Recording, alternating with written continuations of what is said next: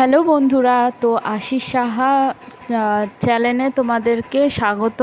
এটা আমার হাজব্যান্ডের চ্যানেল, হাজব্যান্ডের নামে খোলা চ্যানেলটা। তো চলো, আজকে আবারও একটা রান্না নিয়ে চলে এসেছি তোমাদের সাথে শেয়ার করতে। আমি সুস্মিতা।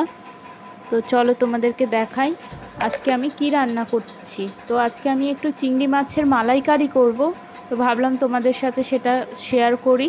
তো দেখো, আমি এখানে প্রথমে কড়াই বসিয়ে দিয়েছি গ্যাস অন করে। তারপরে তেলটা কড়াইয়ের মধ্যে সর্ষের তেল দিয়ে দিয়েছি। তার মধ্যে তেলটা গরম হলে দুটো তেজপাতা ফোড়ন দিয়েছি আর গোটা গরম মশলা ফোড়ন দিয়ে দিচ্ছি।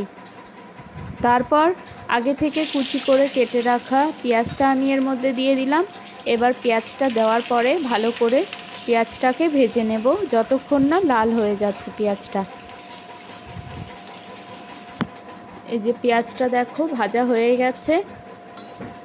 এরপর আমি এর মধ্যে আদা, রসুন, পেঁয়াজ, কাঁচা লঙ্কা আর টমেটোর যে পেস্টটা বানিয়ে রেখেছিলাম সেটা এর মধ্যে দিয়ে নাড়াচাড়া করে নিচ্ছি মশলাগুলোকে। এরপর এর মধ্যে আমি একে একে গুঁড়ো মশলাগুলো দিয়ে দেব, যেমন একটু লঙ্কার গুঁড়ো, হলুদ গুঁড়ো, জিরের গুঁড়ো আর স্বাদ মতো একটু নুন আমি এর মধ্যে দিয়ে দেব।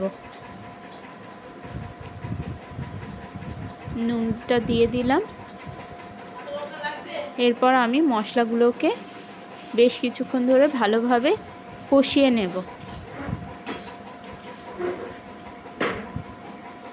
দেখো, একটু কষিয়ে নিয়ে তারপর এর মধ্যে আমি মশলার যে বাটি ধোয়া জলটা ছিল সেটা এবার একটু এর মধ্যে দিয়ে দিচ্ছি। দিয়ে আবারও একটু মশলাটাকে নাড়াচাড়া করে নিয়ে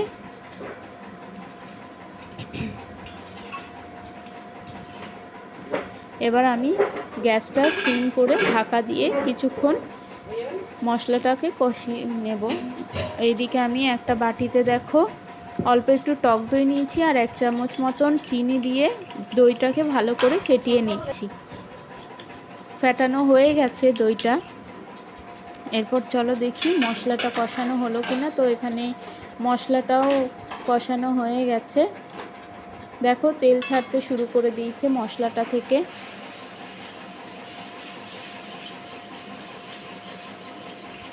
তো ভালো করে মশলাটাকে আমি একবার নাড়াচাড়া করে নিচ্ছি। এরপর এর মধ্যে আমি ফেটানো টক দইটা দিয়ে দিলাম।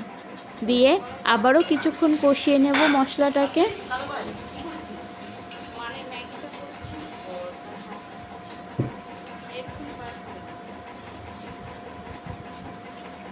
মশলাটাকে ভালো করে কষিয়ে নিচ্ছি আমি এখানে।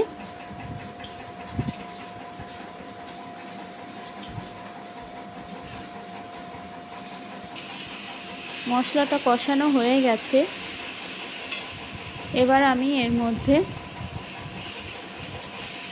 ধুয়ে বেছে রাখা চিংড়ি মাছটা দিয়ে দিচ্ছি। আমি চিংড়ি মাছটা আলাদা করে ভাজিনি। এবার কাঁচা চিংড়ি মাছটা এর মধ্যে দিয়ে মশলার সাথে ভালো করে কষিয়ে নেব।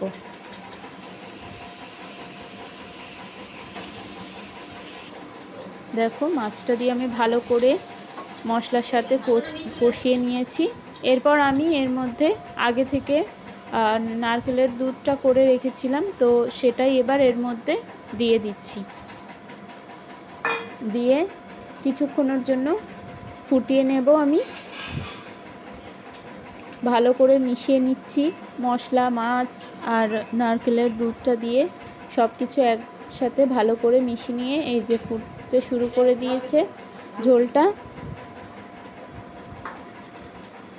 হয়ে গেছে দেখো চিংড়ি মাছের মালাইকারি। তো আমি একটু গরম মশলা গুঁড়ো ওপর থেকে ছড়িয়ে এটাকে এবার নামিয়ে নেব। তো আজকের রান্নাটা তোমাদের কেমন লাগলো অবশ্যই লাইক, কমেন্ট, শেয়ার করো আর সাবস্ক্রাইব করে দিও আমাদের এই চ্যানেলটাকে। তো আজকের মতো এতটুকুই। দেখা হচ্ছে নেক্সট ভিডিওতে।